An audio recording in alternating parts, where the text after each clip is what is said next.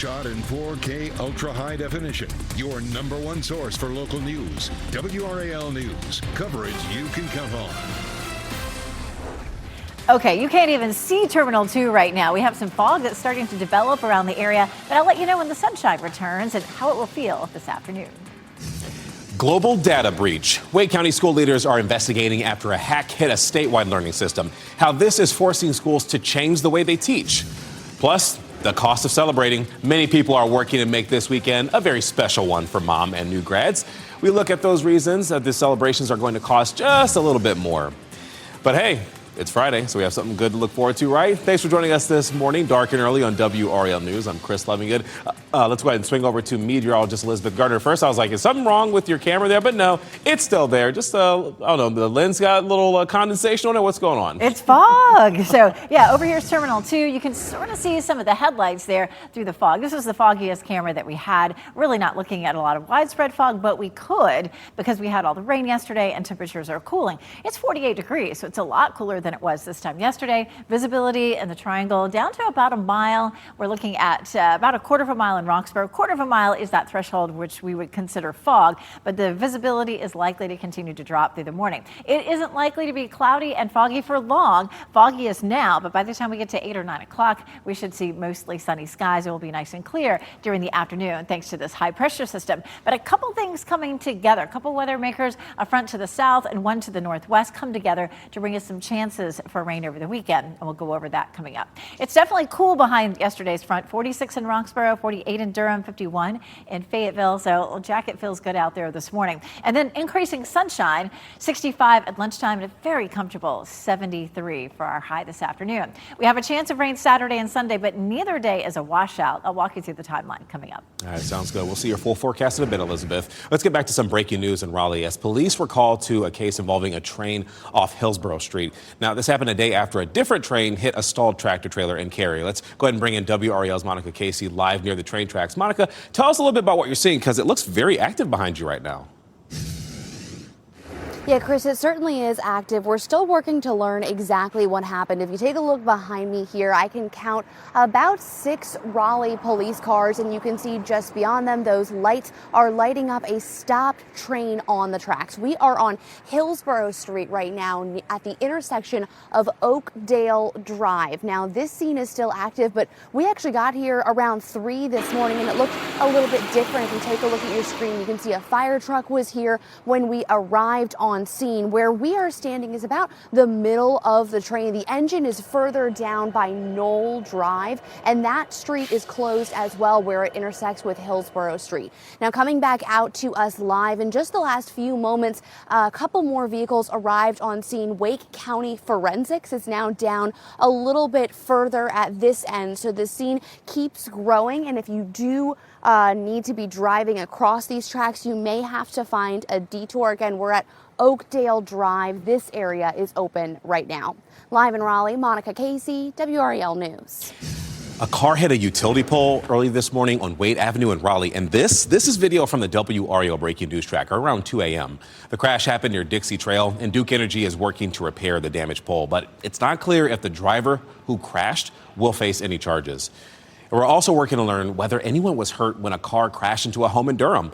Police say the crash happened just before 10 last night on University Drive near Summit Street. It's unclear, though, what led up to this crash or whether anyone was in the home when the crash happened.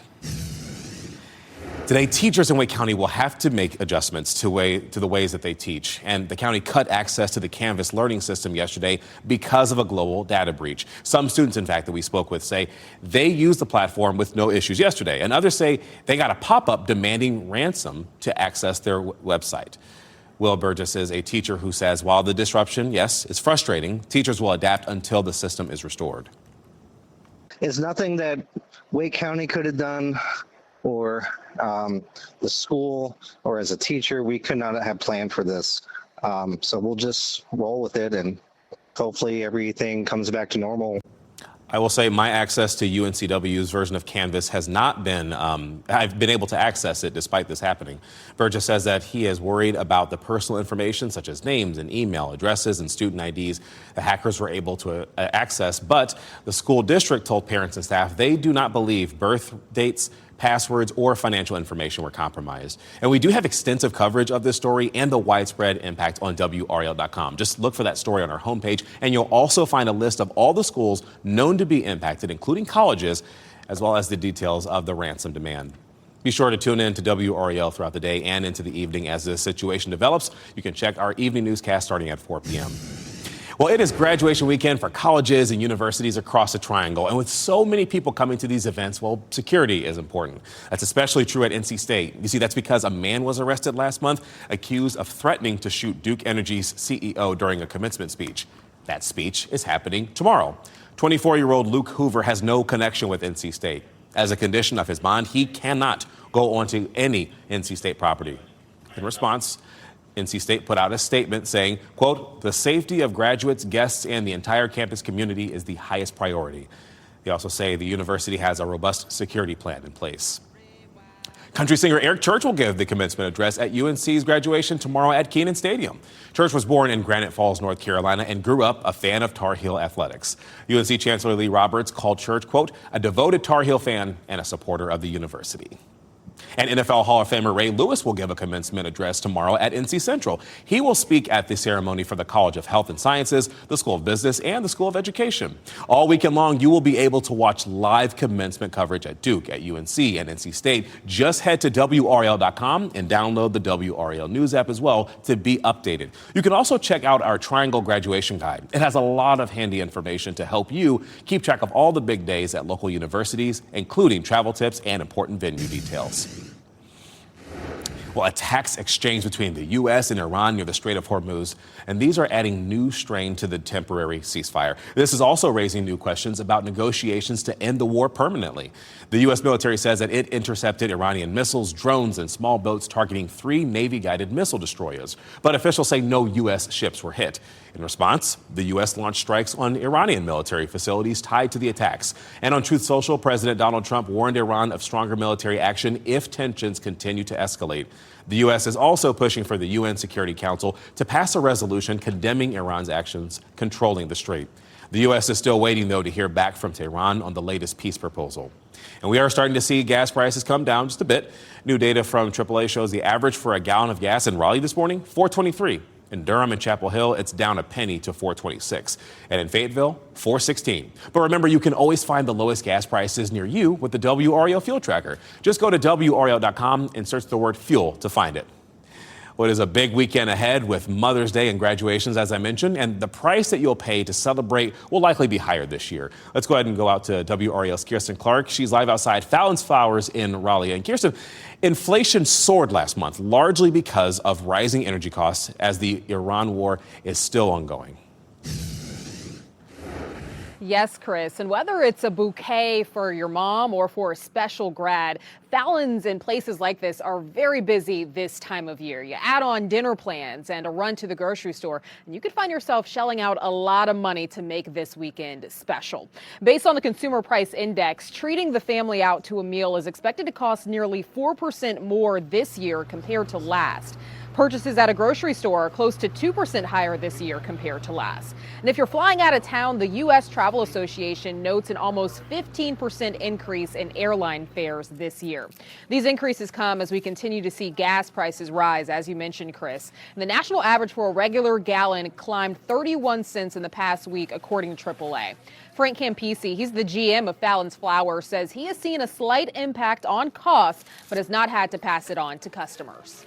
Because of our size and volume, we're able to still maintain, good pricing, and we have specials, for Mother's Day, all different price points to help, accommodate any customer's budget.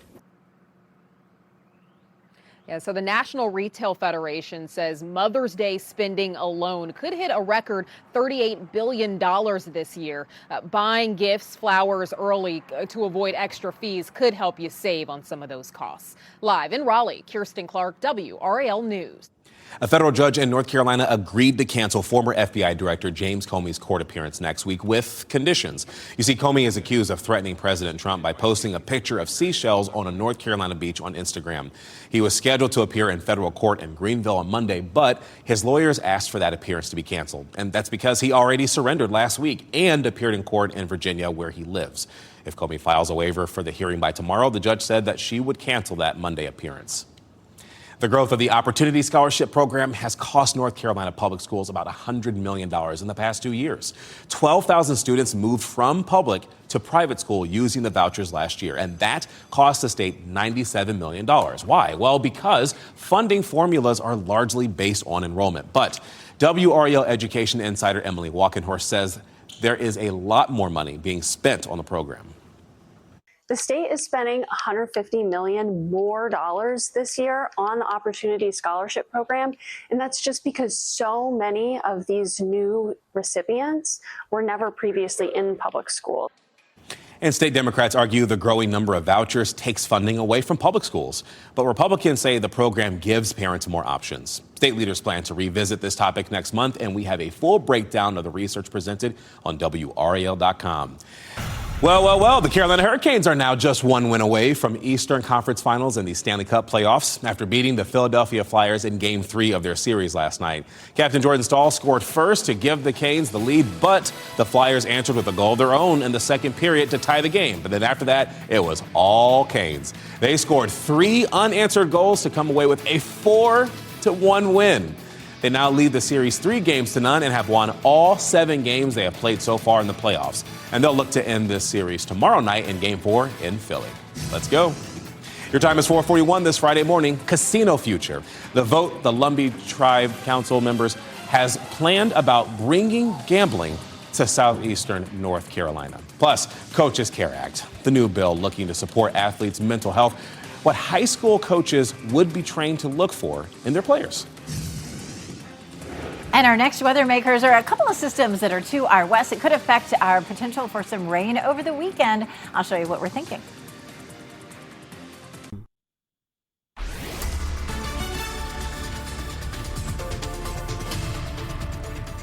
Yesterday's great soaking rain is over now. We're still left with some cloud cover this morning, some patchy fog out there as you're heading out the door. So we do have the top of the tower lit in purple this morning. You can see some low cloud cover as we take a look across Wake County, and we have some mid-level clouds too. So when the sun comes up, it's probably going to feel pretty gray for us. But by the time we get to the middle of the morning, it'll all be gone. Some fog in Raleigh and Durham at 49. It's 43 in Roanoke Rapids and 51 in Fayetteville. So it is a chilly start as you're heading out the door. Visibility looks like this: half a mile in the Triangle and a quarter mile in Roxborough. Quarter mile is the threshold that we would expect to see fog. So low clouds, fog for the kids heading out to the bus stop this morning, and chilly too with upper 40s, sunshine this afternoon and 73. Our chances for rain are not over. We're going to talk more about when we could see some rain over the weekend coming up. Chris? Yeah, a lot of people looking forward to that. All right, thank you, Elizabeth. Well, the Lumbee Tribal Council is a step closer to clearing the way for a casino in southeastern North Carolina. An election next month will determine whether the council can change its constitution, and the change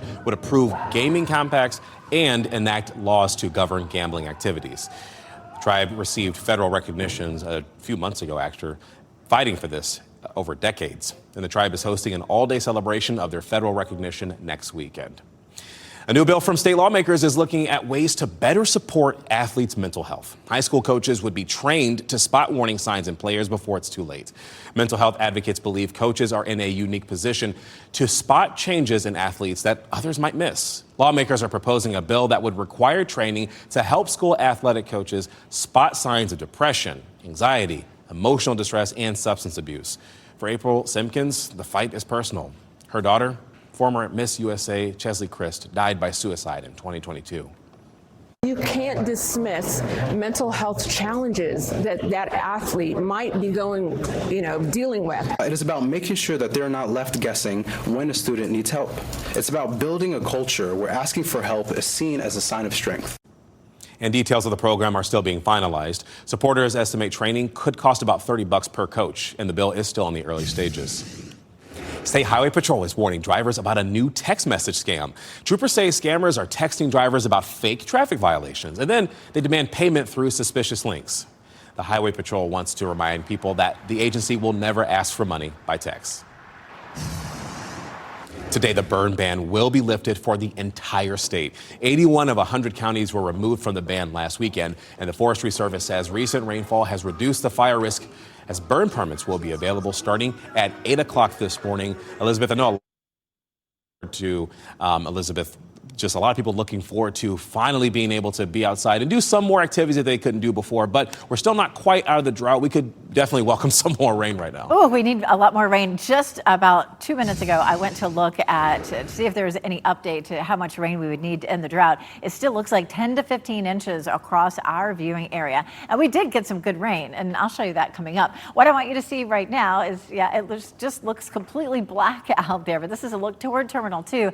It's the only camera that I'm seeing that has a whole lot of fog on it, but we may see more of that this morning. So we do have a lot of moisture left in the atmosphere from yesterday's rain, and as our temperatures cool, it causes condensation, which creates the fog. It's 49 too right now. We're going to stay in the 40s probably all the way up until around 8 o'clock, so it is a much cooler start this morning. Visibility at a quarter mile in Roxborough, so we would consider that fog, but we're definitely seeing some fog here in the Triangle where visibility is at a half a mile. Nobody else looks quite that bad just yet. We take a look at the rainfall totals that we did see. Of course, that rainfall creating some of that fog out there. Warrenton, one of the big winners at 2.5 inches, but Fuquay-Varina in Wake County had 2 inches. And this is the crazy thing. Officially at RDU, it was half an inch, but there are a lot of other locations in Wake County that saw a lot more than that. So in Halifax, it was almost 2 inches. Same thing in Holly Springs, almost 2 inches, and Siler City at 3/4 of an inch. Let's talk temperatures heading out the door this morning. 52 in Apex, 49 in Morrisville, 52 in Knightdale. So it's a little bit of a cool start, but we warm up nicely into the low 70s this afternoon. It should feel nice and comfortable, and we'll see sunshine returning by the middle of the morning. A really nice day for a Bulls game. Of course, first pitch 6:45, at 6 o'clock 71, and we drop into the mid-60s by later this evening.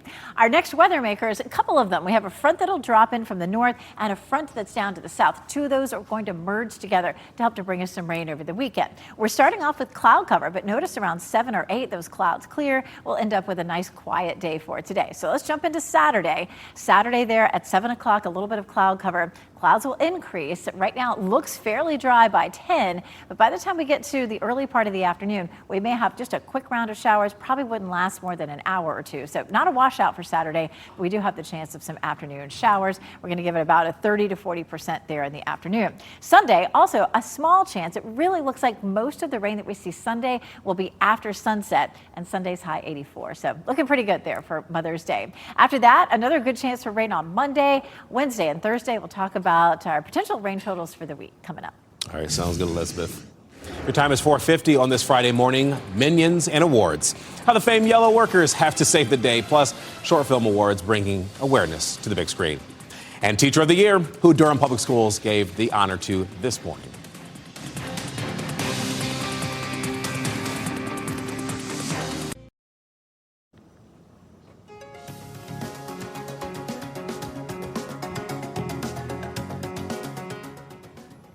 Good morning to our friends over in Pittsburgh. Your time right now is 4:54. Waking up pretty comfortable temperatures, but things are going to warm up as the day progresses. Keep that in mind. Well, today's entertainment report focuses on filmmakers, real and animated. Here's David Daniel with the Hollywood Minute. James, you have a real gift for filmmaking. Movie-making minions. The yellow troublemakers take over Hollywood, then have to save the world from their own shenanigans in the final trailer for Minions and Monsters. The animated adventure arrives in theaters July 1st. It's a dead bird. She's not dead. When a bird is in the box, it usually does. She's not dead. Okay, let's all stop saying the word dead, shall we? Tim Bartow's Don't Forget to Dance took top honors Thursday night, winning Best Film at this year's Easter Seals Disability Film Challenge. Best Actor went to Vincent Rutley for Neighborhood Watch. Jayla Hodge, Jalen Hodge, and Jara Milligan shared Best Director, and Tony Pape won Best Editor for The Ticket. Best Awareness went to Anna Paquin for Back to the Dark Ages, and Aya Obaid and Shan Hafez won Best Writer for Crip Club. Filmmakers had 5 days to write and produce short films promoting disability inclusion in front of and behind the camera. It gets tiring trying to convince people our lives are valuable. In Hollywood, I'm David Daniel. The director of the movie The Summer I Turned Pretty is asking fans to stop coming to the set. The crew is currently filming on our coast in Wilmington. The Amazon Prime show's official Instagram account shared a note written in the sand saying, "Privacy, please." The director says fans have been coming to the set and disrupting their work, and she says they often have to stop production to clear crowds away from the shot. So if you want to see the end result, maybe let them work. Just an idea. We are getting a look at new renderings of the Raleigh Convention Center expansion project. The project drawings show a new ballroom, a meeting hall, and Shimmer Walk. The walk will allow people to see the famous Shimmer Wall on the 3rd floor for the very first time. How about that? Construction on the new space starts at the end of the year and should be done in 2029. One middle school science teacher has been named Durham's Teacher of the Year. Kenya Hall teaches at Rogers Herb Middle School, and she was honored, at the district's inaugural Sparkies Award program last night. Several other educators were recognized for their dedication to education as well. Your time is 4:56. School software hacked. The investigation in Wake County after a statewide data breach. What teachers can expect to now change? And graduation security. Why NC State is on high alert ahead of this weekend's ceremony. What students and families should expect to see. Plus Mother's Day spending. What many families are doing to make this weekend special and how it could put a slight dent in your wallet.